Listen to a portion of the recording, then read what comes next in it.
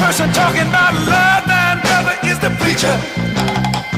And it seems nobody's interested in learning but the teacher.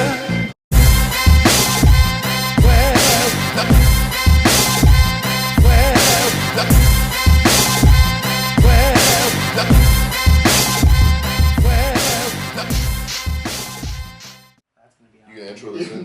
No, I'm not qualified. I don't have the Chalk Talker voice. Oh. Hey, why don't you do it? Do what? Go, hey, Chalk Talkers. You gotta intro this in. So what I have to say, hey, Chalk Talkers? Well, you just say, hey, Yeah, but Chalk you gotta do it in Talkers. your man voice. Yeah. Hey, Chalk Talkers. That's good. What's up, Chalk Talkers? He's up there. Hey, so today we're, Don't look at the camera. you have to look at the camera. Hey, Chalk Talkers. Did I do good? Today we're sitting here with Ben Rice. He came down to Savage Gym to train with us for the day, and we hit some squats, a little bit of benching, worked on some technique stuff. Hopefully some stuff you'll be able to take away from. And obviously, since I skipped leg day, I couldn't give you a ton of advice on squatting, but Since hopefully I suck at bench, I actually did okay. Yeah. I just made something up with a Pretty PVC cool. pipe and it worked. Pretty helpful. first time. So first I want to address something. I guess we stole Chalk Talk from you. Oh, And I want to bring that up. Yeah. I was letting them know. Sorry.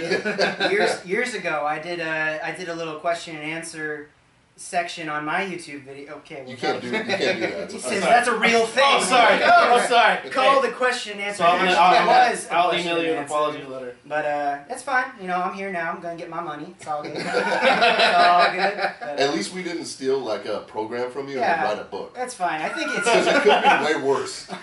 secret shots fired. But anyway, no, it's cool. Being a I think project. I wasn't able to keep it going for very long, but I support this.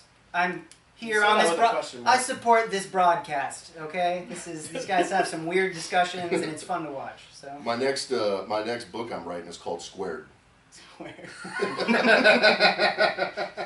I get it now.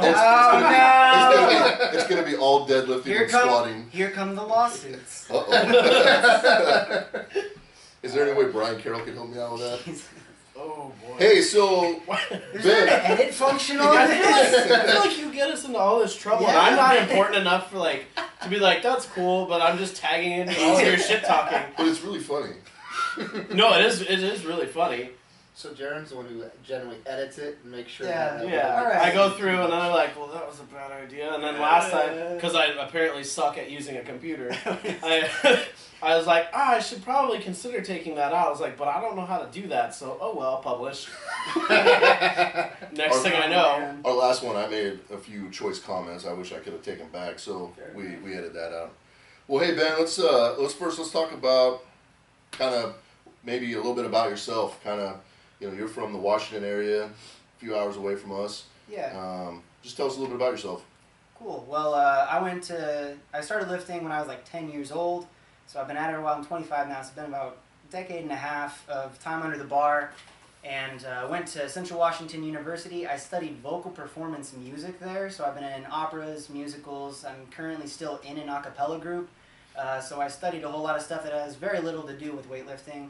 But powerlifting has been a passion of mine since the days when lifting in single and multiply was pretty much the only option. And so it took me, I started out in single ply lifting, and then into college I switched into the raw scene. After that became kind of a viable option back before even USAPL and those kind of federations had their own raw start to really happen and take place. It was, when raw was just singlet and knee wraps, that's when I kind of got into that, and then have been moving further and further away from, using less and less equipment as I go. But some of my best lifts in single ply gear back in the day, I pulled 751 as a junior. That was in the WABDL. That was a world record, and I'll use the air quotes now. That was a world record at the time for the junior class. Send them an email. But My best competitive deadlifts in the 198 class, I pulled 727 at 195 in the USAPL. So that was a same day weigh-in and all that good stuff. My best full power meet at 198 was 1746 raw with wraps at the same body weight, 195. So I squatted 661, benched 352, I think, on that day. and pulled 733 with just a belt. And then my later stuff, I've hit a 705 wrapped squat in competition, which at the time was an all-time drug-tested world record. Yeah, it was at 220. And then most recently, I feel like it's just got such a long list because all the different crap I've done.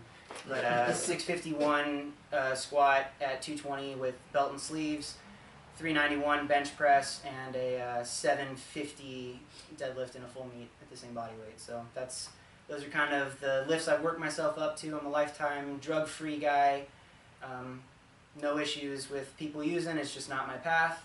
And yeah, I've been around a while, even though I'm not an old guy. So I've seen a lot of the sport change and do all these things. And I pretty much spend my time now full-time coaching and training and just living life. So Awesome. that's me. So you said you started lifting when you were 10 years old. How, like, what kind of got you? Because at 10 years old, you're pretty young. You don't really know what's going on. So what kind of pushed you in that path? Honestly, I was just at a very young age. I realized that I wanted to be really strong, and I didn't know how to do it. I didn't know how to go about it. The kind of the methods that a lot of people get into now, especially with powerlifting.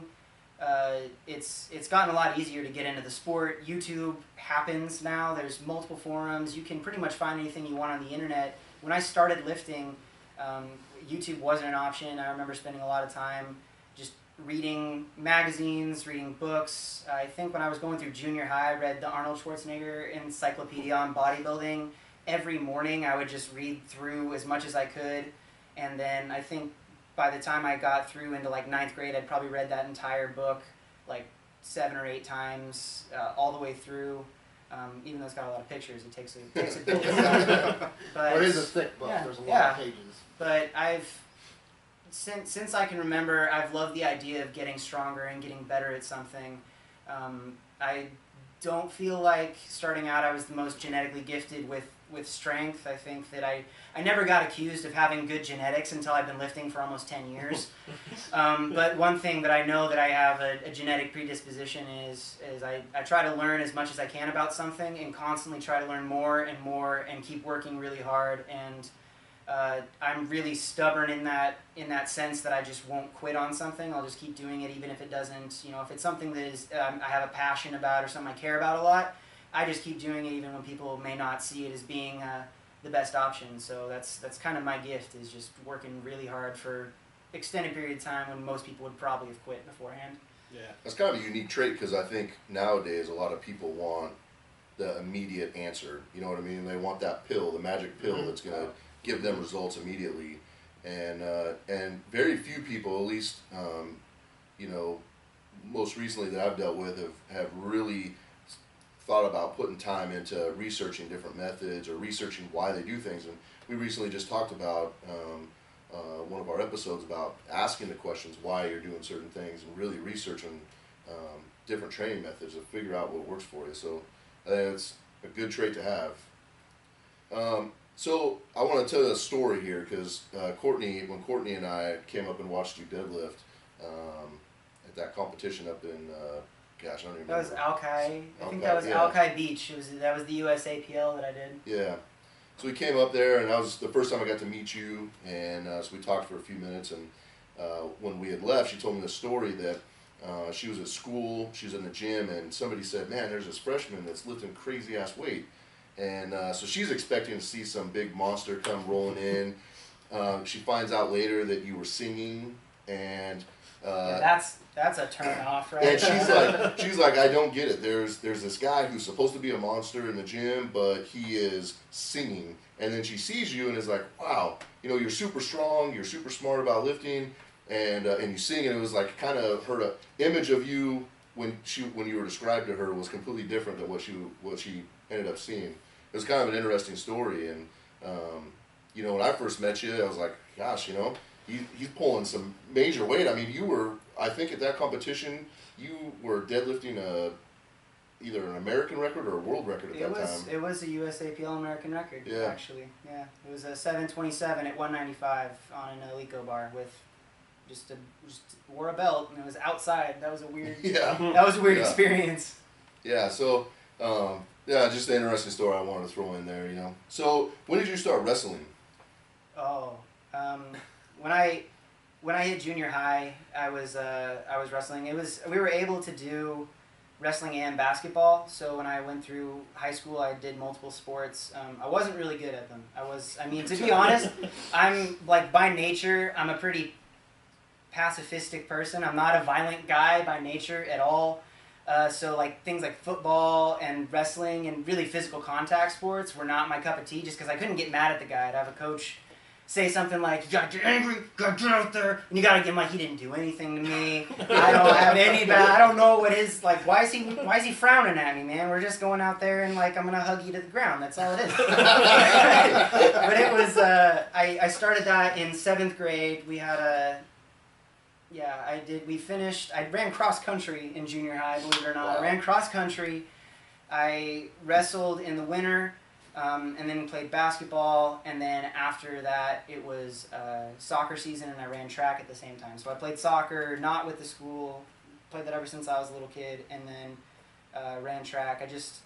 It's funny because I'm not like a hyper competitive person, but I like to put myself in an environment, again, where I feel motivated to grow, and it's not so much so that I can beat A, B, or C, and I think that there's a few, like that's a different mindset than a lot of people have. But I've really always come at it with the whole idea of, it doesn't matter. I can't change how good someone else is going to be at something. I have zero effect or control on their ability unless I'm coaching them and like sabotage them or something douchey like that. So it's all I really have control of is improving my own performance and getting better.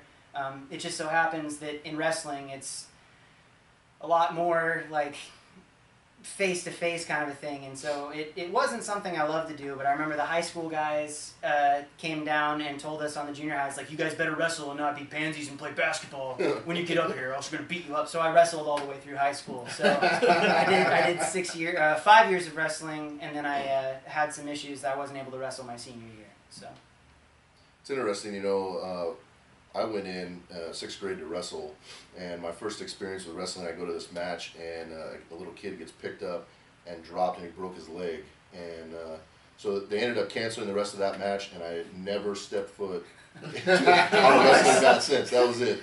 That was it for me. So, or were you a baller? Could you shoot some threes? I was not great. I'm not very tall right now, but at the time, like, I peaked early on the height game. I'm And so they're like, I'm gonna have to use that line. Yeah. I'm not so tall much like at this moment, but in the day.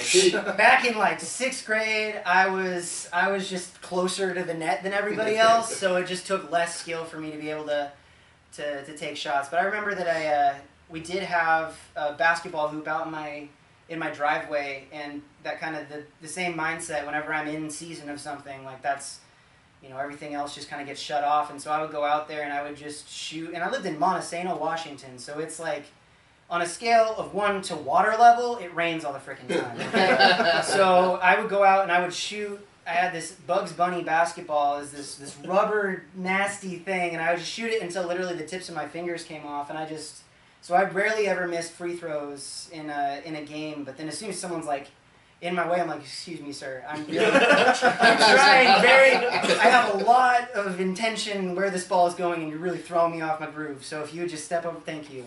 So yeah, I didn't play basketball through after junior high, but I worked really hard in that junior high time, and yeah. So I'm asking this just to piss Jaron off. Who's gonna win the finals? Jesus. oh, see, Killing me right now. Okay, I can't tell you about professional sports teams right now. What I can tell Oh, what I really? can tell you about I is just made a new best friend. I follow competitive League of Legends and Call of Duty. Nice. Come at me, bro. That's my Super Bowl. I'm out. All right, Adrian. Yeah, I'm out. Optic Nation they got robbed this year. If you're having to ask what that is, don't worry about it. I still don't know what you're talking Yeah, that's about. fine. But I just feel better the fact that he just got shut down. He tried to shut me down. I wish I could help I out. do know what he's talking about. There you go. That's right. I think I just found out what's wrong with your sleeping pattern. That's it. Yeah. That's it. The worst part is I don't even play the games half the time. I just like to watch the competitive players. That to me is crazy. That's Yeah. weird. The stuff they do is just ridiculous. Well, it's way more relatable because, like what you're saying, you know, a lot of basketball, professional sports, football, and I apologize if I'm talking a whole lot, but I drove 5 hours to get here, so I'm going to talk a whole lot. But like with professional sports, you know, if you played in high school, you played in junior high, you can kind of relate a little bit, but never quite to that level of this thing going. You can pick up a video game and play that, and on esports, they practice for like 12 or 13 hours a day. They have zero outside life, and they get really good at these games. And to me, it's just as exciting watching that as like, okay, people are going to hate me for saying this. I did not watch the Super Bowl this last year, and Seattle was in the Super Bowl. I'm from Washington. Many parts of my life feel, I feel validated now. Because I was watching a League of Legends tournament. And I was getting hypey. I was getting hypey. And I went out after I watched my League of Legends tournament. I went out and I pulled a pause deadlift PR wearing giant blue footy pajamas. Look the video up. I'm going to make sure Jen has it in the description below. It was epic. Awesome. Well, you know what's funny is I didn't watch the Super Bowl either. I went and watched Lone Survivor. There you go. And the only reason behind this is because the Lone Survivor just came out. There was nobody in the theater. It was like a chance. I don't like going to the theater and there being a lot of people, so it was nice. We were the only two in there and had watched the movie to ourselves. It was fun. Nice. That's a good time right there. So, what kind of got you in the direction of singing? Is that from a young age? Pitch Perfect or what? Oh, heck. Bro, I predate Pitch Perfect. Let me tell you what's up with that. No, I started singing when I was in church before I went through puberty and stuff. My dad was active in the church community. He played the guitar, and you know that whole little choir boy voice, the little soft singing and stuff. That's what I kind of got introduced to music through, and you know, I just kind of got more and more into it. I played instruments in high school. I played the alto saxophone in a jazz band, in our marching band, but I was always in the sports, so I never actually marched once. I had the uniform, never did it. And transitioned that into like full-time singing, and then got into college and made pretty noises with my mouth voice. That's really what it is. And it was my whole approach to college and university learning, I was there for a long time because I was studying music, but I was also studying anything else that sounded interesting. It's just kind of the way my brain works. It's like, that sounds cool. I want to take, take a quarter and learn as much as I could. So I also got a minor in American Sign Language that I went to a class and thought it looked cool, so I just stayed with it for 3 years. Probably why I'm still there. Yeah, it's just, music it's something I think you can relate to, and anytime I find something that I'm passionate about, I want to get better at it. And that was lifting, and that was music for me, and I try to find the highest level of improvement that I can find for myself. What can I do to get better at this thing? Oh, I really like singing. What can I do? Go and spend 7 years at a university trying to learn how to be better at it. Oh, I really like lifting. What can I do? Spend most of my day on YouTube or on Facebook or on forums, reading books, getting all the literature I can, trying to improve at this, talking to people that are better than I am at it and learning from them. And just, I think that's one of the only things you can really control about your own progress. You can never control what your genetic structure is like. You can never control what the situations surrounding you are. All you control is your effort and your ability to dig in and say, I'm going to do the work it takes to improve my own standard and my own level to get as high as I'm capable of getting.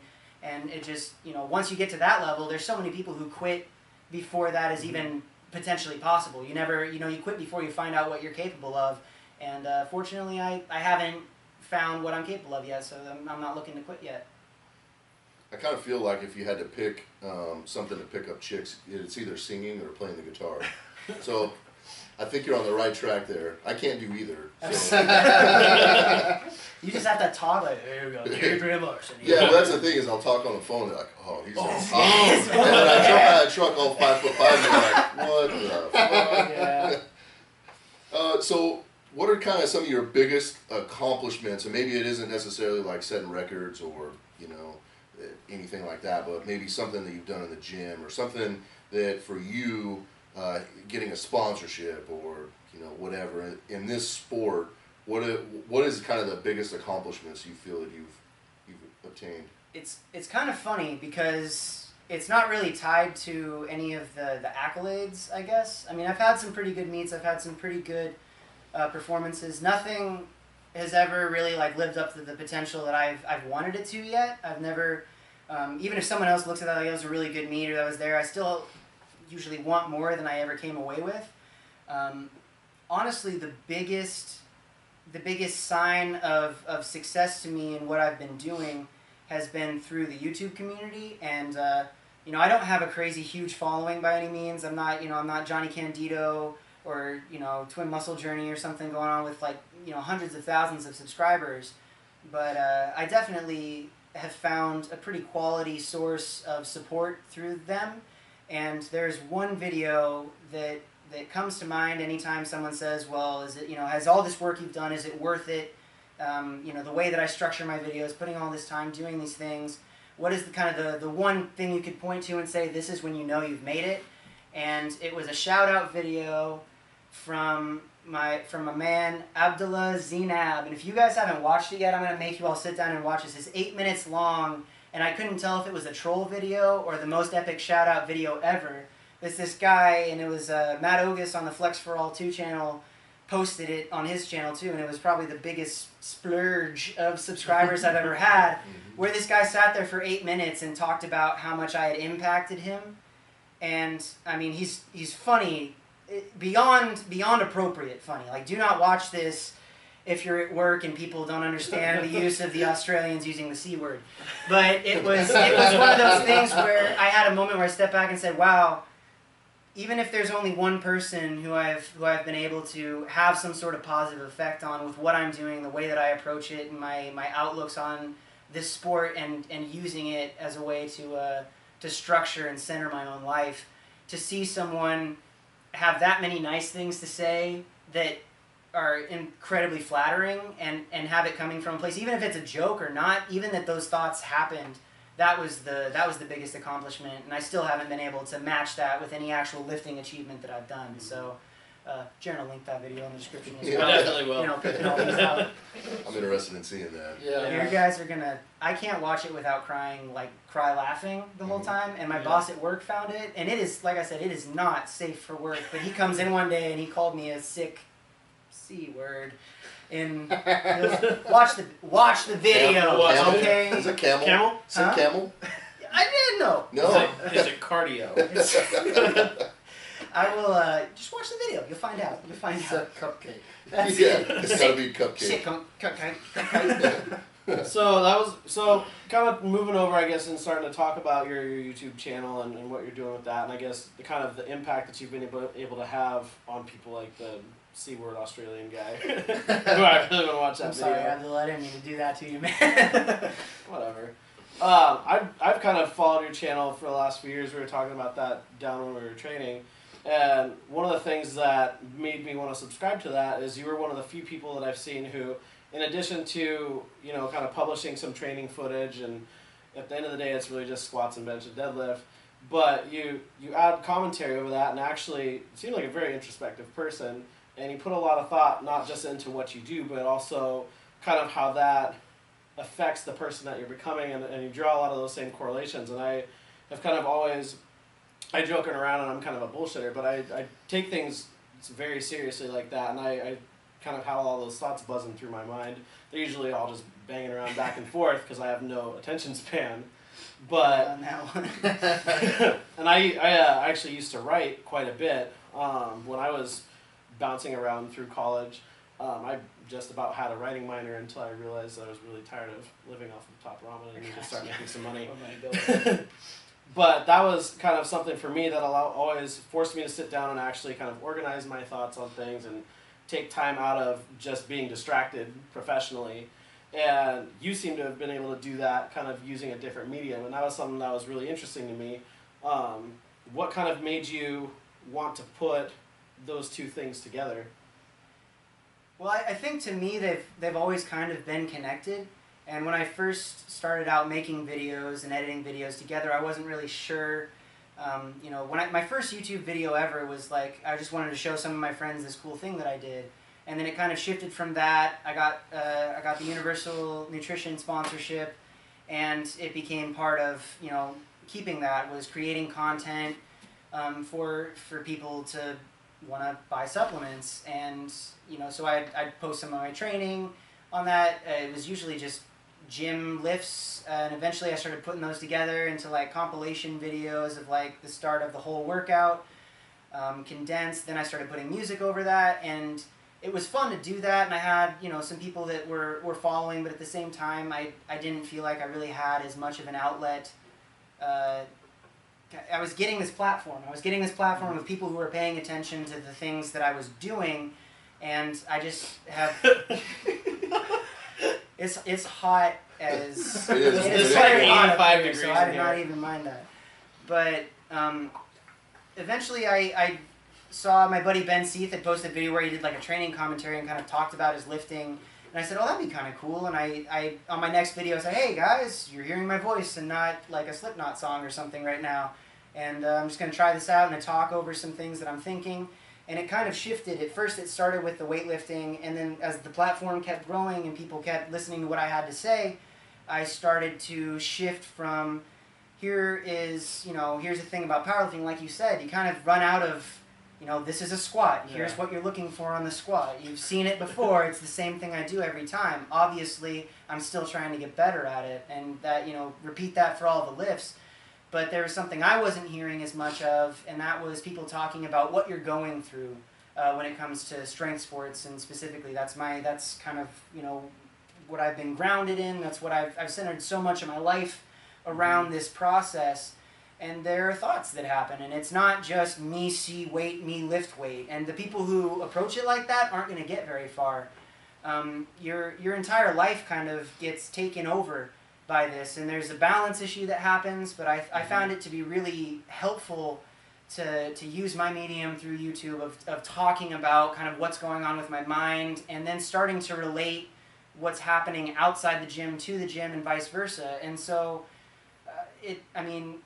people might be able to look and say it's a little preachy, or it's hyper analytical, or you're just thinking way too much about what you're doing, but I think that you can really relate so many things in a life that would be an ethical or a good life, what I would consider it anyway, to the struggles and the process of improving yourself physically, where you're looking and saying, well, here's this place that I am at, this is where I am I happy with myself? Is it important to develop a sense of contentment and being satisfied with who you are, but then also to want more in your life? And it's about approaching success, and I think that most of the people now that follow my channel, and most of the people that kind of connect with what I try to talk about and try to spread is they watch it less for the weightlifting, or at least I'm assuming half of them watch it less for the weightlifting and watch it more for just some of the ideas that maybe, like you said, it's all in your head and it's bouncing around, but then maybe I have an opportunity to put some of those thoughts into a slightly more cohesive thought. Like if you sat down and you wrote it out, or if I just get in front of a camera or behind my computer screen and I'm just talking about what I was feeling or what I was thinking or what's going on in my life and how to deal with these certain things. I will never run out of content then. I never have to worry about, here's how to fix a squat or 10 tips to lose weight for the summer. It's, you're always going to have points in your life where you're going through struggles and you're going through things that you're maybe not the most satisfied with, or you're going to have points of happiness and joy, and you're going to have these things. And how do you balance that? And how do you shift those perspectives in a way that can help benefit you when you're working towards a goal, and make that more attainable, and to keep a positive mindset, to keep yourself kind of attached to whatever it is that you're trying to do? And so I've really found kind of my niche in doing those. And I mean, some people really like it. Some people say, shut up and just show us the lifting and put on death metal. If that's you, go ahead and mute my videos and put it on death metal. I don't really care, but just subscribe if you haven't already. So yeah, I can kind of relate to that, just because I've been lifting for a while now too. I never trained just for powerlifting. I just go to the gym because I use it as an outlet. And me just getting out of the Marine Corps, that's like my biggest outlet right now. And I can relate to that as far as like people wanting to see how you're doing as a person, not just how you're doing as a lifter. And I think that's a pretty good idea, because there's so many people out there just post videos of them working out and not talking about anything, or there people just post videos of them telling you how to lift. But sometimes people don't want that. They want to see you lifting, and they want to see how you're progressing as a lifter and as a person. So I think it's a pretty good thing. Well, I think that kind of also The other thing that I kind of really enjoyed about the content that you put out is you really embrace the process of getting stronger, and I think that's something that there are definitely not enough people talking about, because everything is always, what's my next 12-week program, or what can I do to hit my next PR, or what's this, and everything is always focused around this end goal of hitting a certain number or accomplishing something, when really, if you can move away from just what you're trying to attain, because guess what, when you get there, you're going to have to pick a new goal anyways. And if you do that, I find that those people are always hanging, their happiness and their contentment and their self-worth on something that they're still reaching towards, instead of learning how to be happy and how to be content with the process of working towards something. And, that's something that I've noticed that you mentioned quite a bit as well, and that was something that resonated with me as well.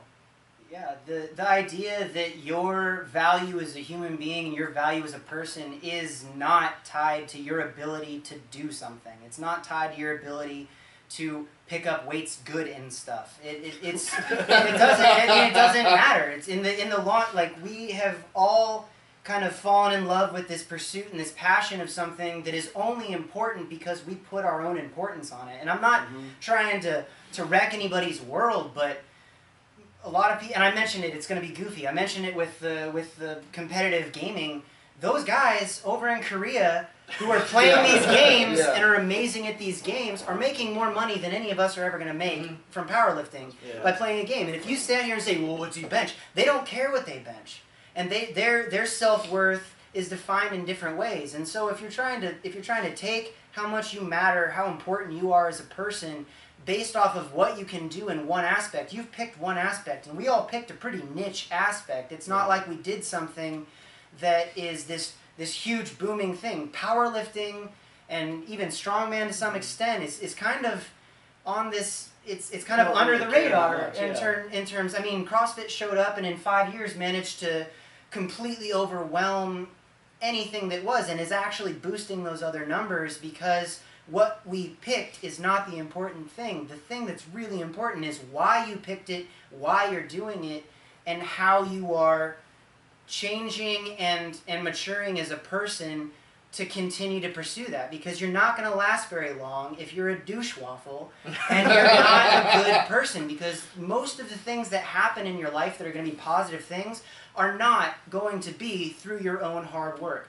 Most of the good stuff that happens in your life is because other people are willing to help you out because of the kind of person you are. If you can build your character through this, if you can test your character and you can relate it to that, then you get to improve in a physical sense. You get to work on that. You get to work on building those goals, but you also get to become a better person. And people are drawn to better people. There's so many people out there who don't have it figured out yet. Yeah. And they think that, if I just get this much more on my total, everyone's going to like me, and I'm going to be so popular, I'm going to be famous. I mean, beast mode. Yeah. There's a reason. If you look at the YouTube demographics and the YouTube community, the people that are the most popular and the most viewed are not the people who are the most high level in the sport. There's, the people that are more relatable. And I'm personally not super huge into the vlogging style, but I like to talk over my stuff. But you run out of content. You run out of intrinsic value when you're tied to this one thing, and that's all you can have a conversation about. If I come up and I want to talk to you about something like a person, and the only thing you can talk about is weightlifting, and that's it, that gets tired. You run out of stuff to talk about pretty fast, and especially when like 20% of the work is going to get you 80% of the results. That's something I've talked about a few times, and it's really true. Anybody can get the 20% figured out that gets you to that 80%. And then the elite level guys are the ones who are putting in 80% of the work to get that last 20% of the output. But a lot of doing that tends to come at a price of kind of sacrificing a little bit of your humanity, maybe hermiting up a little bit or doing some of that, but you lose. I'm not going to say that all the guys who are really excellent in the sport aren't humanistic and can't relate, but I think it's important, I guess, my own opinion is that you have to keep some sort of balance, and you have to continue working on yourself, not only as a lifter but as a person. And I appreciate you bringing that up, because I think that's something that is in my mind constantly. when I'm talking about stuff I do in my videos. So. You know, one of the things when I met you originally at that competition, you know, as soon as I got home, I subscribed to your YouTube page and I started watching this stuff. And I mean, you really are a genuinely good person. I mean, you don't just care just about yourself, and I mean, there's just more to you than just lifting. And you know, you talk about some of the stuff like singing and you know, all the different aspects of your life. And I mean, it's just kind of just blows you away a little bit, because you typically you go onto YouTube and you pull up a video and you see a 3-minute video of some guy putting on wrist wraps and benching, and then it says thanks sponsors, and that's it.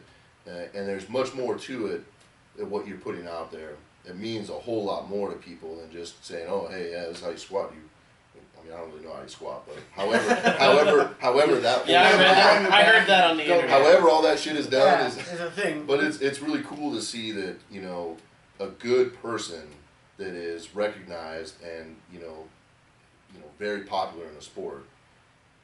Well, I think that your whole point though is a really good point, because I've gone and hung out with these other lifters and stuff, and you know, there's those people that are more popular are the ones that are more relatable, like you are, rather than the guy you go hang out with, and it's like, so what do you bench? And then it's like, all I'm going to sit around and talk about for the entire evening is lifting. Yeah. It's like, okay, there's in I feel like you're powerlifting. making fun of me. I feel like this yeah, is yeah. a jab. I'm sorry. How much do you deadlift? Yeah, but I'm just saying, you know, they're, you know, even with Adrian or you know a lot of the guys that I know that are at that higher level that are like decent people and more popular, they don't just sit there and be like, so yeah, well, when I go to the bench, you know, I did a session this last week and it went like this. I mean, fine, that's cool. It goes for so long, but after a while, it just gets boring. Is that all you are? Is that all there is to you? Yeah. Is I'm just going to teach you or talk to you about lifting? It's like, that's cool, bro, but I'm bored now. I don't want to like come hang out with you. I really don't want to follow you anymore, because all I'm going to hear from you is beast mode. Or, you know, at the gym again, lifting weights. And I get that, you know, I'm not saying you don't have to have that kind of drive. I'm kind of with you in that, you know, you've got to have that kind of commitment. You've got to be working, you know, like you were talking about. My training days, you were talking when we were downstairs. You said, my training days, I don't do anything. Like, people were like, hey, let's go hiking, let's go do this, let's go do whatever. I'm not doing that. It's my training day. But that being said, when you're not training, you still have a personality. You're still a person, and it's not like, one of the things I try to talk about is like, when you come to the gym, you leave the outside world outside and you're here to train. That being said, I think people have this tendency of when they leave the gym and go back out in the outside world, they take the gym with them. Mm-hmm. And I think that you should find that balance and find that separation of when you show up to the gym, you're at the gym. And that world out there is out there. And when you leave the gym in the gym. And not take it with you and be like, so guys, let's go out and get some food. And all I'm going to talk about is teaching Adrian how to squat. And I'm just saying that's a really good point. And I'd never thought about it in those terms, but you're right. Like the lifters that I know that are that higher level lifter, it's funny when you go sit and talk with them, they don't sit there and be like, yeah, I was lifting and I did. I mean, sure, it comes out on occasion, but it's not the only thing they talk about. And I've met, you know, lifters that are, you know, lower or whatever, and they're not as popular and they're not as, you know, infamous, or if you will. And they'll just sit there and be like, yeah, I'm at the gym. I lift weights. Yeah, I'm going to lift again. And all they talk about, that's the only thing they have. And that's just an interesting point. I just wanted to say I agree with you. Yeah. And it's just a different way of thinking of it. I'm really surprised you didn't say, for me personally. I worked on it. I tried hard not to. All right, so I'm going to up the ante here for a minute. We have, Ben, to fill you in a little bit, we have a problem. So I always say, all right, well, I'm going to up the ante. And Jeff always says, well, for me personally, so like. They haven't figured out what mine is. And this guy, well, you say a Yeah. lot. And so, like, between the three of us, we screw this up every single time. And I'll say it at some point. I'll up the ante. Yeah. Yeah. Well, for me personally, whenever I start, but it's generally when I start getting too much in the training or something, I just start to always preface it with, well, for me personally, because I'm just making sure everybody knows, that's my personal opinion, the way I look at it. You have to be careful with blanket generalizations. Right. I do stuff like that too, because I don't, at least like when I'm offering advice and stuff, I'm never actually married to my own opinion so much that I'm not willing to entertain other opinions. And I also don't necessarily think that everything that I'm going to say is going to be drops of gold, guaranteed that it's not, and going to be able to help anybody. So for me personally, Is my version of that is like, well, here's just kind of like my idea. Like, this is what I see. Do with it what you want. If not, then cool, whatever. But one of my favorite quotes, and I have so many videos that I come back to this, is follow the man who seeks the truth, but question the one who says he's found it. And that really it's big on this kind of a thing. You have to. It's like, yeah, we're all looking for the answers. We're all looking to try to find out. We talk about optimization of things, and I do talk a lot about weightlifting with my friends. I'm not even going to try to pretend. A few things I'm going to clarify. First of all, I am not super duper popular. I know that I am under no delusion that I am like some highly super respected high profile lifter. That's not. I have what I would consider a pretty. It's a modest following, but they're pretty loyal and they're awesome supporters, and I appreciate every single one of them, and I wouldn't change anything for the world. I would also say that to preface things with me personally, it's the same reason my buddy Izzy from Powerlifting to Win always says, in my opinion, before he goes off on some of these things, because if you take it as this blanket generalization, you kind of get stuck in a corner of having to stand by what you said, and that is one of the fastest ways to stop your progress. And as soon as you become the guru, who everything you say is expected to be the truth and it can't be said otherwise, anytime that I'm offering advice on a lifting some sort of platform, I try to encourage people to do more research than just come to me. If I'm the first and last person you're coming to get your information, you're doing it wrong. You don't care, you're not passionate enough about what you're doing to put in the time to learn more about it and find a broader idea of what it is, because none of us have all the answers.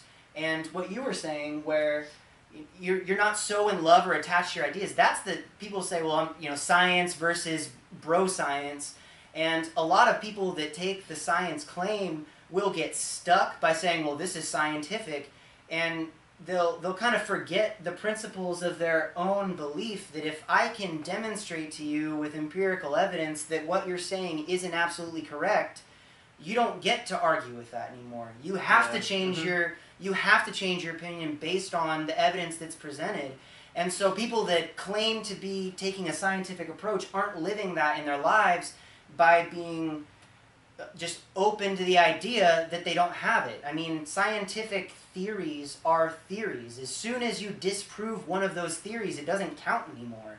And you have people that are outliers that may not live up to those particular set of expectations. So I'm going to up the ante. And personally, I think that it's important to...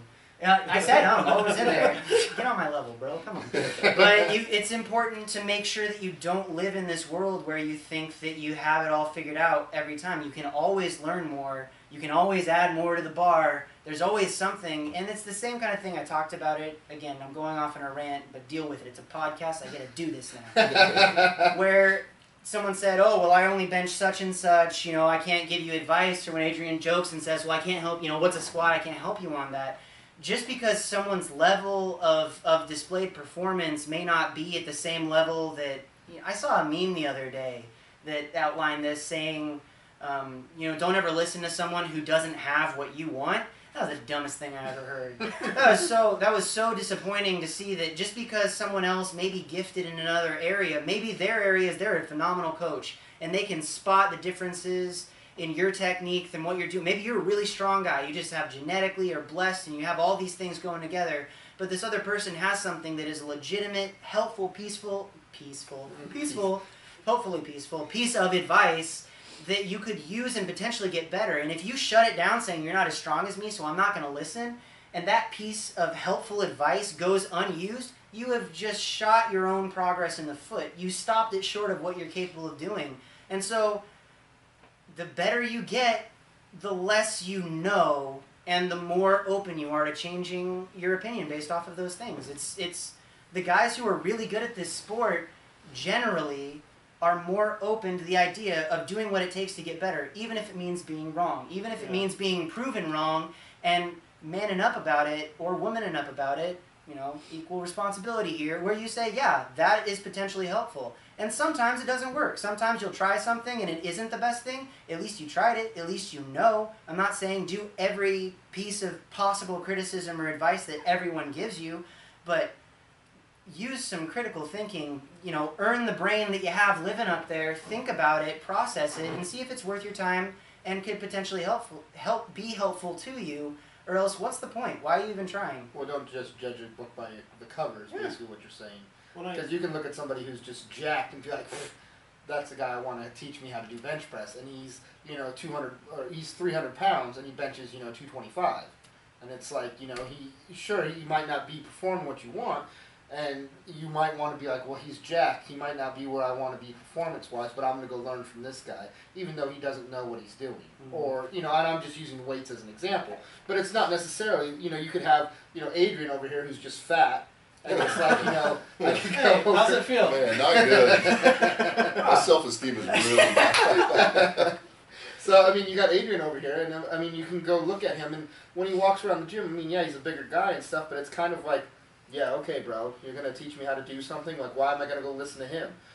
He's been lifting, he has a lot of experience with lifting, and he makes jokes about squats and stuff, but he can still somewhat talk you through, like, if you've never squatted before, Adrian can still help you and still make you better, and I'm just saying that you look at Adrian and it's like, yeah, why would I listen to him on squatting, or why would I, listen to this person on that, or whatever, and so I think that's just kind of goes back to that don't judge a book by its cover, just to summarize what you were Be open-minded. If you're serious about getting better, you don't have the luxury of thinking you know everything, because you'll run out of that real fast. Well, I think that's kind of one of the central things you'll notice about people that are successful about something.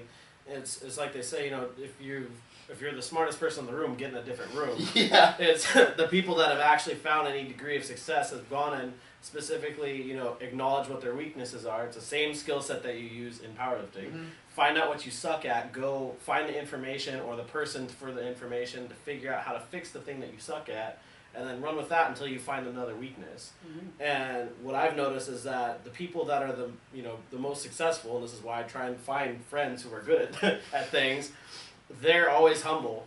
They're the humble person, and they're the ones that are open to information. And it's usually the people who don't know what they're talking about that are trying to use their confidence in what they kind of know to compensate for that lack of actual understanding. Humble people don't have to worry about the potential of failing.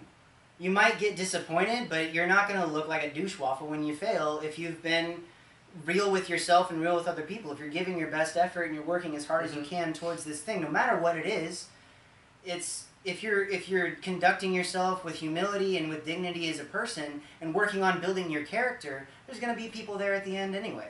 What good is it getting to the top of the mountain if you look down and no one else is there to share it with you? If people don't like being around you because you've become such a negative source in their own life, you have to live your life with humility. And you see some of these guys. I'm gonna give up even more of my Seahawk cred. Sherman, and he's really good at what he does, right? But he's really this outspoken, the trash talk in football. You could make the argument that it's going to help your performance. Maybe he's not like that on an individual basis, and it's kind of a show. But then you see the quarterback Russell Wilson is like, sorry guys, I don't know. I'm not judging you at all. But, I feel great. But I'm just laughing about Mike's expressions through the whole thing. Over here talking about Call of Duty and trying to bring up football. It's like, Jesus. I got nothing, man. I got nothing. Optimization. But no, the quarterback, he's humble in his stuff. You're confident in that situation. You know that you're working with the best information you have and you're moving forward and trying to get better.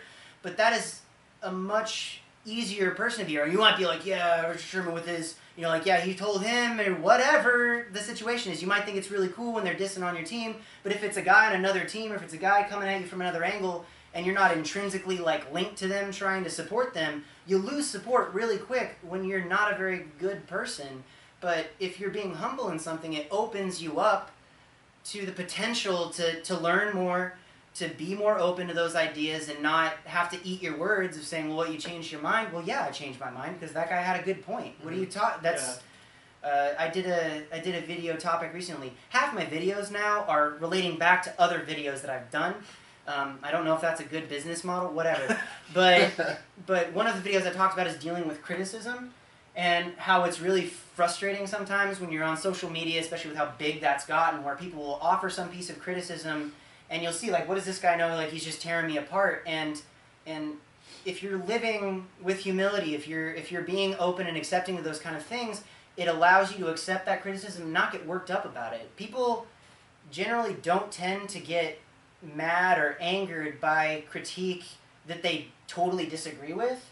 It's when someone hits that chord, when they say something that you already know, when someone's like, hey Ben, your bench looks awful, and I'm like, yes it does. And I don't have somewhere to stand and say, well no it doesn't, because I'm not going to get any better if I just try to defend something that I can work on. But maybe a better way to deal with that is like, you know what?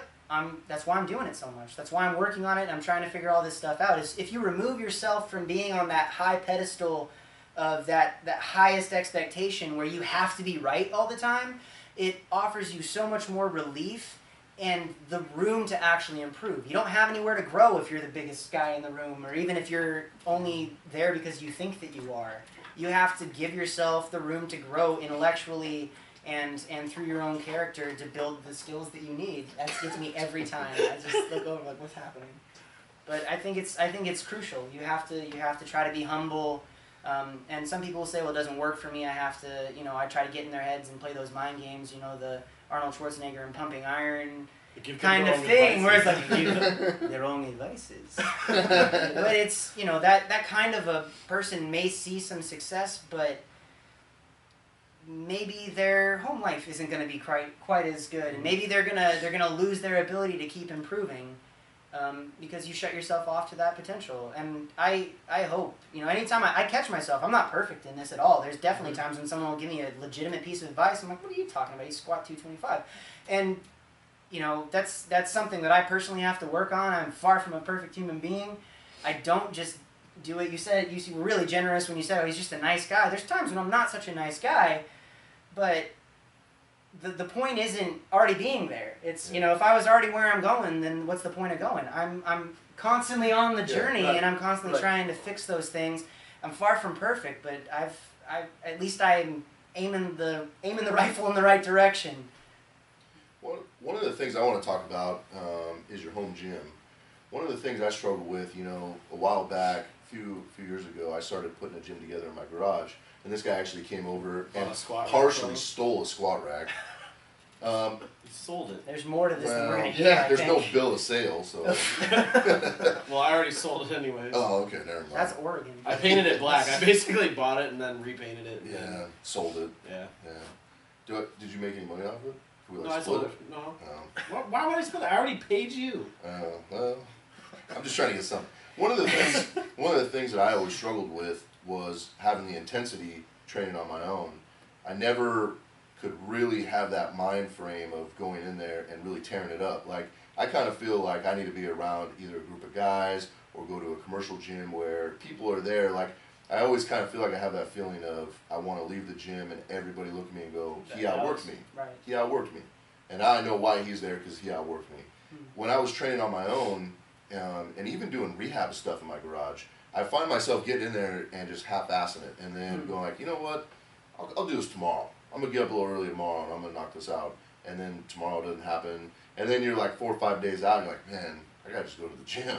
This isn't working for me. So how do you bring that intensity to train in your garage and train at your house and bring it when there's nothing there except for yourself and maybe a little bit of music?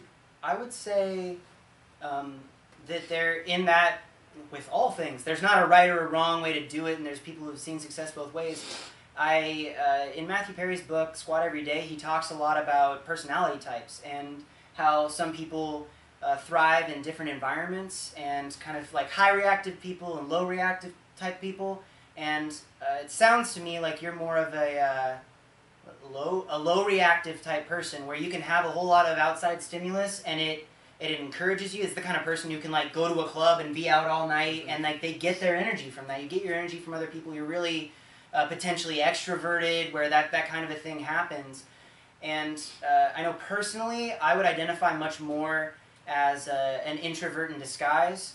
I can handle I can handle people. Social introvert. Yeah, I can handle people like for a period of time. Like I have no issue being with you guys here, and we can work out together, and I can do that.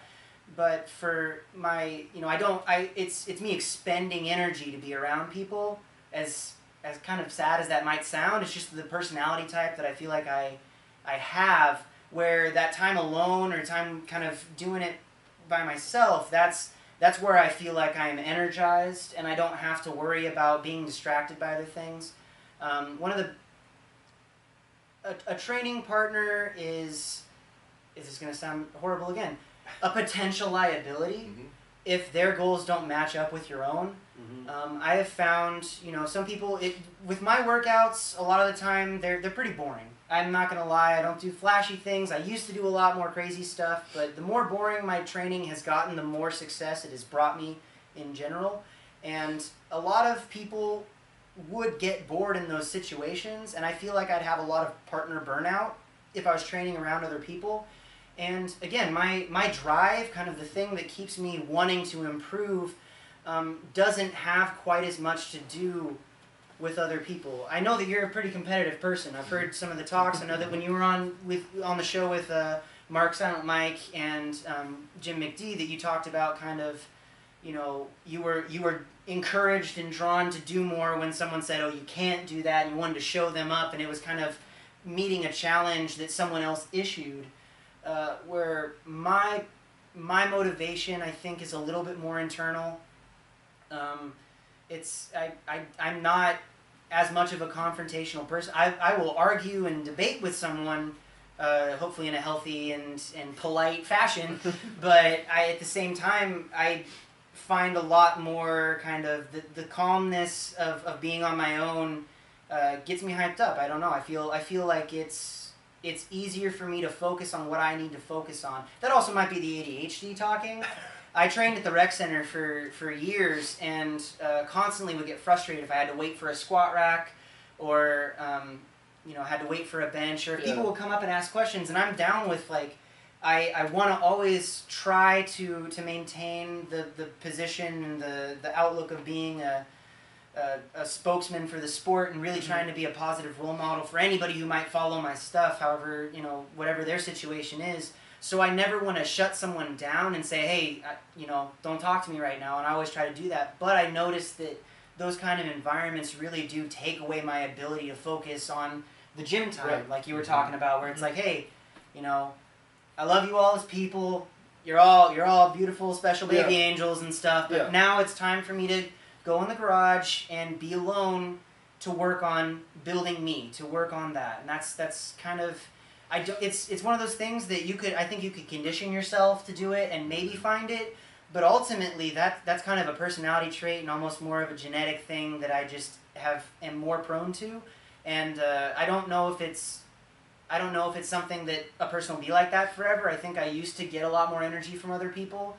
As I've gotten a little bit older, when I say a little bit older, from in my early 20s to mid 20s, that I kind of have sort of settled more into a general acceptance, or at least relaxed state of being on my own and finding more enjoyment in those times with maybe 1 to 2 people max at a time, and not really hanging out with large groups of people and trying to get my energy from all these external sources, because I've become more of a low reactive or a high reactive person, where a little bit of stimulus is all I need to get going. It's funny that you bring that all up, because when we were down earlier working out, Jaron started bringing up ammonia and stuff with you, and you were saying I don't use it.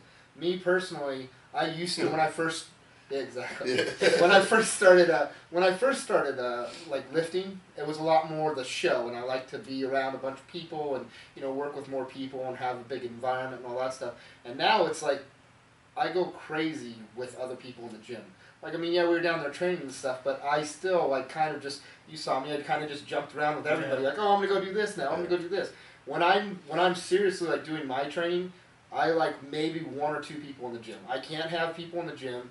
At our gym, we have one of those big sliding doors. If we put the big sliding door up, it's hard for me to train because it's like, oh, I can't train with other people, and I cannot use ammonia at all. It's like, if I use ammonia, it just distracts me. I can't stay focused. I can't lift. So I never use ammonia tablets. And I made a joke one time with another lifter. He'll enjoy this, Bob Moyer. We were lifting together, we were at a competition. He asked me about ammonia tablets, and I said, no, I just get psyched up with the power of my mind. So then he just made the joke, and he kind of has posted this on Facebook before and stuff, that I just lift things with my mind. And I mean, to me, that's just kind of, and it does come down to that kind of personality type and just what you want to do.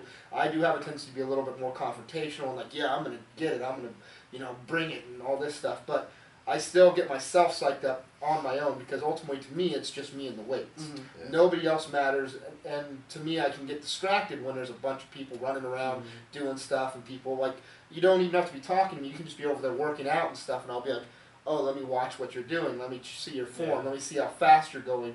And I think that also comes more from when I started like working as a trainer a little bit more and coaching people. It's hard for me to train when other people are in the gym now because I get so caught up in like, things. Oh, well, you know what? You could do this a little bit better. So if I'm working out with guys that are like on that kind of level where they kind of know what they're doing already, and I don't need to be like watching everything they're doing, it's not a big deal. But if I'm in like a public, like a fitness club, and people are just working out around me, I'm like, oh, what's that? What are you doing over there? Let me correct you. And I'm like, no, you're not coaching right now. Chill out. Just do your own training session. So it's just kind of, I'm with you, and I think that it's partially kind of how you develop as a lifter and who you are just personally and how your personality develops, and not just necessarily the gym, but just who you are as an individual. And so just kind of going with you, I think that there is a certain aspect of the genetics kicks in and kind of the type of person you just are, because like I said, I know lots of guys who use the ammonia stuff and they like go get all jacked up and like, yeah, and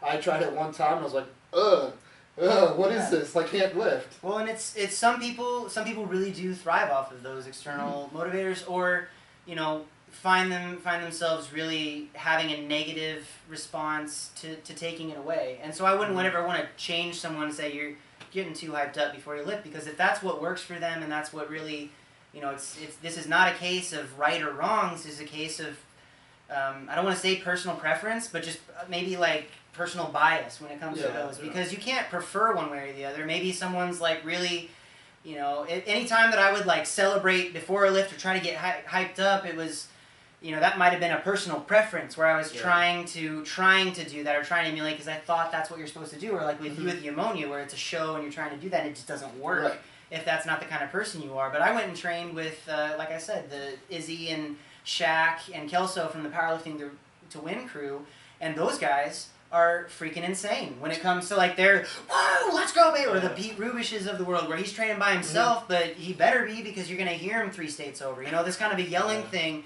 But, or like a George Lehman, who's an extreme example of someone who's so internal that it becomes external, and he's weeping before doing a deadlift, and like. But then you have Jesse Norris, who like hits the most, in my personal opinion, up in the ante here.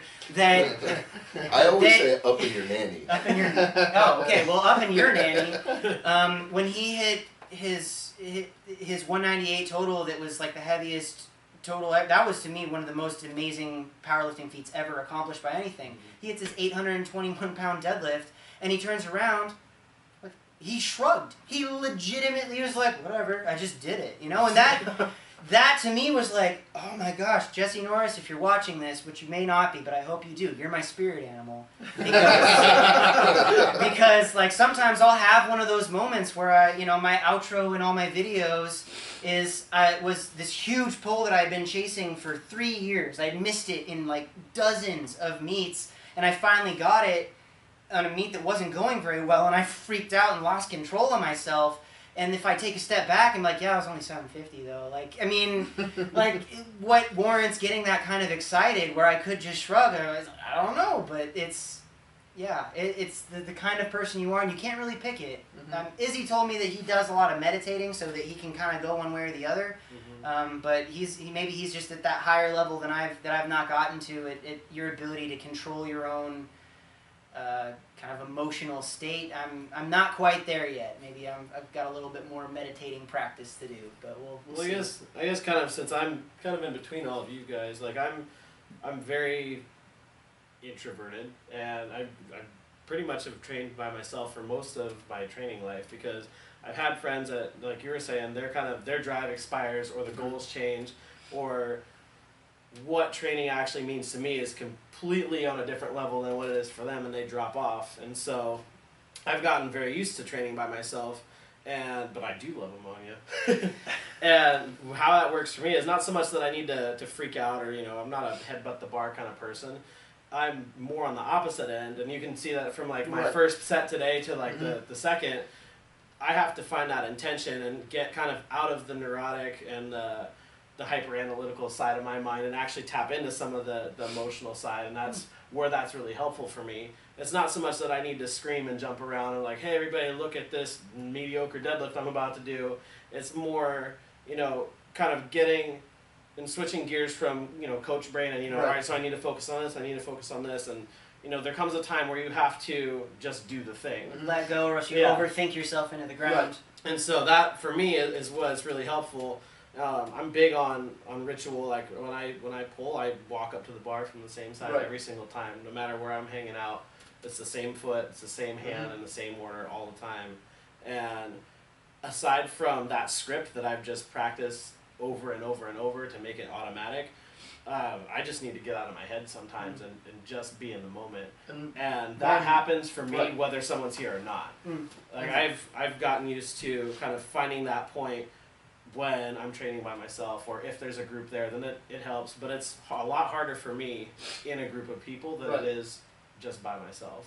When I'm training even by myself, I'll do the thing of, I do the script thing where I have the exact same way I set up on all of my lifts, so I set up the exact same way every time. But I'll still, even when I'm by myself, I'll start screaming and yelling. I do a lot of self-degradation. I just cuss at myself and like tell myself how worthless I am. That George stuff Lehman that. approach right there, okay. And I'm just like, like I don't headbutt the bar or anything, but I will, like, I'll hit myself in the face sometimes, or I'll just be like, you've got to do this, and like if I fail on a lift, then, and that's one of the other reasons why I don't like to train around a lot of people, because it's like, in a way, it gets a little bit personal, and it's a little bit like me talking crap about myself, and I don't want like a bunch of people like sitting there watching it and seeing me struggle or seeing me fail, and that's just kind of for me that personal mindset of like, it gets a little bit emotional or it gets a little bit personal. It's like I don't necessarily want everybody standing there like, oh, you've got it, man. And sometimes for me, when people start screaming at me like, you've got this, it's like, shut up. I know I've got it. Let me internalize. Let me deal with it myself. I don't need your support. I don't need you telling me what I'm doing. And to be honest, a lot of times that distracts me. When people are like, oh, you've got it. I'm like, wait, why are you yelling at me like that? Did you not think I did before? Yeah. Did I do something wrong? Yeah. Right. I feel like I'm the exact opposite, because like I've been training with my brother, my family, so I feel like I feed off them. As like I got to one up these guys, same approach Adrian. He wants to be the best person in the gym, and my outside world of the gym is I don't like to hang out with anybody. I hate being in crowded areas. I hate being around other people. So when I come to the gym, I take the approach as like I'm gonna go be the best person I can be in the gym, beat everybody I can. And now that I'm transferring into this powerlifting area, I know I'm not gonna be the best person in the gym. So when I go to the gym, I try to surround myself with like Adrian or you guys now, who have been in it and can actually help me be the best person I can be. And that's what I use to motivate myself, is coming into the gym, try to be the best person I can be. If I can be better than the next person next to me, I try to use that as motivation. So I'm like the exact opposite as you guys. We're sitting in a spectrum right now. I don't know if you guys can tell, but it's like over here, it's like it goes up. Polar opposites. Well, we were watching Adrian down there. Is like he'll degrade you for yourself. You don't even have to like hate me. Adrian's like, you fat ugly idiot, And that You some fucking people suck. Pick this shit up. Some people that works for them, and some people It's would. like, do you really think that? Why would you say it? You don't mean it though. Well, and that's what I was talking about, that confrontation thing. Like me being a confrontational person, when I get in confrontations with myself, being like the introverted person, so I'll tell myself like, oh, you're worthless. It's like, no, I'm not. I'll show you how I'm. I'm gonna beat you, and it's that internal competition of me trying to beat myself. Yeah. And that's how I can get that motivation. So when I have like Adrian yelling at me like, "You're fat," it's like, "Oh, I'll show you how fat I am." You know what kind of... Left brain says that. Yeah. Right brain's about to show you both. I had a conversation one time with some training partners that I had because we'd go into the gym and it kind of felt like everything was real stagnant. It just, people weren't really bringing it. In between their sets, they just sit there and, you know, mess around on their phone or whatever. And so I had a talk with everybody I was working out with, and I said, what if my PR relied on what you brought to the gym? And it was like that light bulb broke for everybody, like, oh man, like now the weight of you failing is like resting on me a little bit. And that's where some of that stuff comes up. You know, I saw Jaren a couple times go up and deadlift, and I'm like, come on, motherfucker, let's go, let's do this. And that's me, like, kind of thinking about that. Like, what if today I said the one thing to him that it just like, oh, you know what, I am going to do it. And he does it, like, and that means a lot to me because I want everybody around me to succeed. Yeah. And if I can just say that one thing, or maybe, you know, they say, hey, you know, he's got a really good work ethic, I want to follow that, I'm going to do some approach it the way he does, and that helps them, like, that means a lot to me. And so I think just for me, vocalizing it, you know, hey, let's do this shit, come on, you got this, let's go, you know. And I know when we're at that competition, you know, I smacked you on the back, and, you know, said some stuff to you, and try to get you fired up, you know. And maybe I say it sometimes the wrong thing. When I'm at a contest or when I'm around a lot of people and I know that people are like gonna yell for me and stuff like that, like I get so in the zone that I don't notice anything. Like you yelling at me and stuff, I mean, that's fine. I know that a lot of people like to get involved with it and yell at me and stuff like that. That doesn't bother me. What I was talking about like the yelling and stuff, it's when I'm used to being by myself and a random person shows up to the gym and they start yelling, I'm like, wait, what's going on right now? It distracts me. Or if I'm used to it being quiet and I'm used to just lifting. When I go to a contest, I can tune everything out and I can just be focused on what I need to do. And, you know, sometimes I do think about that. Like, you know, when I'm setting up there and, you know, Adrian comes up, come on, you fucking CrossFitter. I'm like, that's right, I'm going to fucking show you I'm a fucking CrossFitter. You know, shit like that.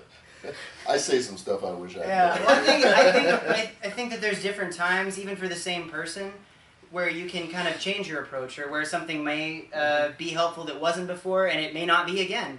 I was getting ready for a bench one time, and I had a guy who was, you know, he was a buddy of mine, but not a normal training partner, and he's one of those kind of guys who, you know, headbutt the bar, freak out kind of a thing. He comes up, he slaps me on the back, I'm getting ready for a bench, he slaps me on the back, I go, okay, now I'm going to wait for a second. First of all, ouch. Like, yeah, like, I'm waiting for this sting. Why do you hit me, bro? I'm about to lift the weight. Would you punch yourself in the knee before squatting? No. Why would you? And like, it messed with me, and you know, at the time, it was not appropriate. That's not what I needed to get the lift done. But then the outro video, the reason I've kept the same lift there for ever since I had it is because I was at that contest, and my friend Andy, who's in the background, the giant man with the chin strap beard and the angry face, he's a sweet teddy bear on the inside, but you didn't see it in that video.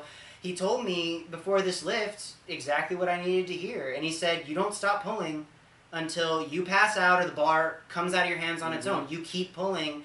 And he kind of laid into me a little bit and got up in my face and said that normally I don't think that would have worked, but because of where my mental state was for that day, I was just like, I need something to latch onto, and I latched onto that, and I hit this huge weight that pretty much took what for me was just an awful performance at a meet and elevated it to this big goal that I wasn't really sure what was going to happen. I'd almost given up on it, and so yeah, it's a spectrum, and it's not, you know, something that is right for you may not always be right for you. It's the same thing with training. Something that may be the perfect implementation right now, maybe it doesn't work 2 months from now. Maybe you can't get to that same place. Right. Maybe you need to try something different. That's another reason why you should not be closed-minded. Like, well, this is just what works for me. It's like, for now maybe, but what if 2 months down the road it stops working for you? You have to be able to adapt to that to continue pushing towards what you're claiming you care about and want to get better at. So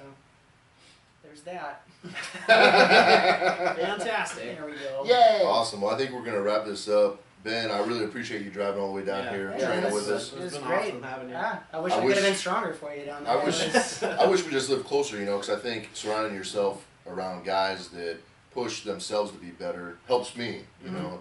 Yeah, and absolutely. then even working with some of the benching stuff, you know, when we're talking about some of the stuff that's unique just to you, it helps me be a better lifter because I'm trying to put myself in your shoes, And so for that, I appreciate it. Sometimes you learn best by coaching. Yeah. It's if you true. Yeah.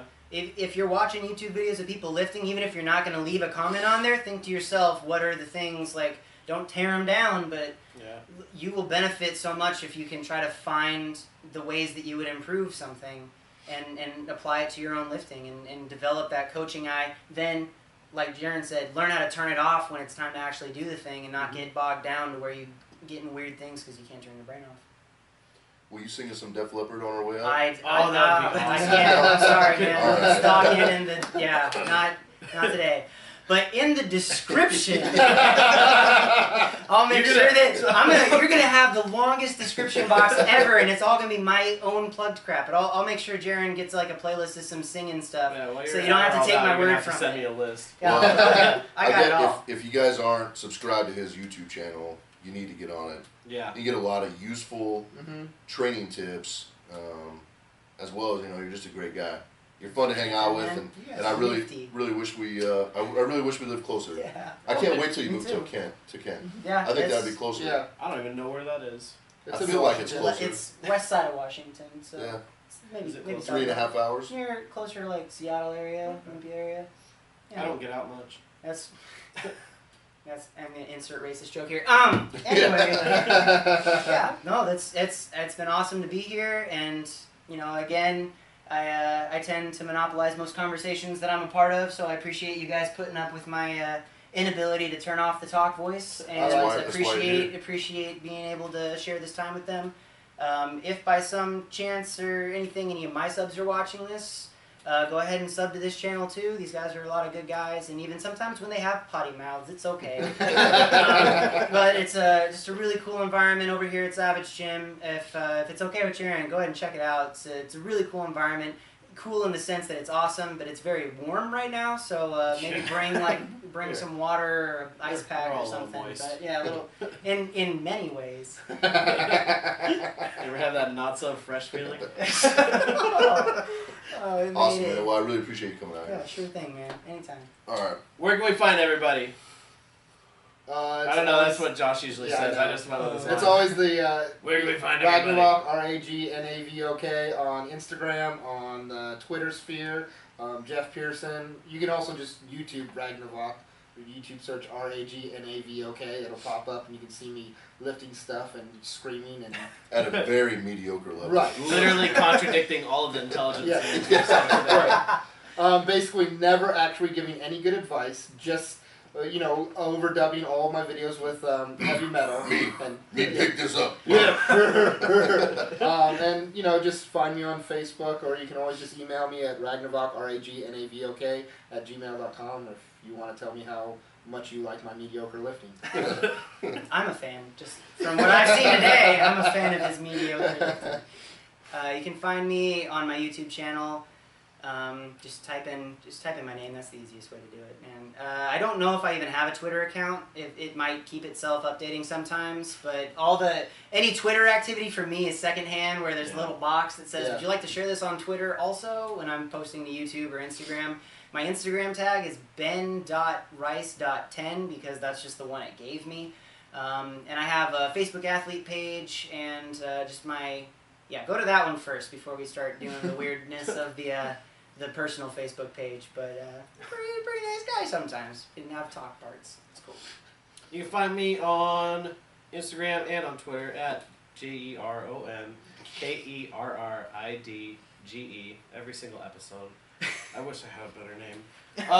I'm also, where else am I at? I'm on Facebook under my name. Just type in the same spelling I just impact looked up font for of you. like your name. Up That would here be so nice that and just people leave can it do there. that, yeah, and just make like dude. Yeah. You can find me also online at savagegym.com, and if you are in the Tigard area, you'll probably see my truck driving around. I look like a bigger douchebag while I'm driving than I You really really am do. in person. You really do. I know. You can find me Adrian Larson or Alpha Project on any of them. Adrian's getting hungry. So Or send me a smoke signal. my name's Adrian. I already said that. Just use the Sentences are getting shorter. Don't you have the internet? What about you, Mike? Yeah, I don't got nothing. Yeah. All right. Send him a Soon to smoke be in signal. Magic Mike. Yeah. You can find him here non-consensually living in the podcast studio. All right. All right, we're out. We're gonna suck it this Suck time, it. Suck it. Come on. or just have.